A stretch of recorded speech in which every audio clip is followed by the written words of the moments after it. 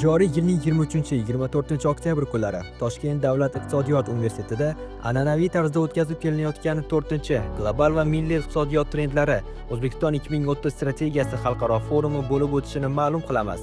Xalqaro va milliy ekspertlarning ilmiy g'oyalar hamda ilmiy amaliy tajriba almashinuvi platformasini yaratishga qaratilgan mazkur forumda Birlashgan Arab Amirliklari, Buyuk Britaniya, Xitoy, Indoneziya, AQSh, Fransiya, Ozarbayjon, Rossiya, Yaponiya, Malayziya, Qozog'iston, Hindiston, Qirg'iziston, Misr kabi davlatlardan xalqaro darajadagi iqtisodchi ekspertlar hamda mamlakatimizning yetakchi iqtisodchi olimlarining ishtirok etishi ko'zda tutilgan.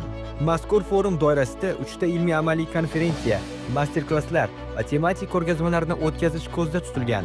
Bundan tashqari forumda yosh avlodning ijodiy salohiyatini yuzaga chiqarish, ilmiy va amaliy g'oyalarni namoyish etish hamda ular uchun takrorlanmas akademik imkoniyatlarni yaratishga xizmat qiladigan xalqaro yoshlar festivali, talabalar va yosh olimlar o'rtasida loyihalar, startap va ilmiy maqolalar tanlovlari, shuningdek fan olimpiadalari tashkil etilishi rejalashtirilgan.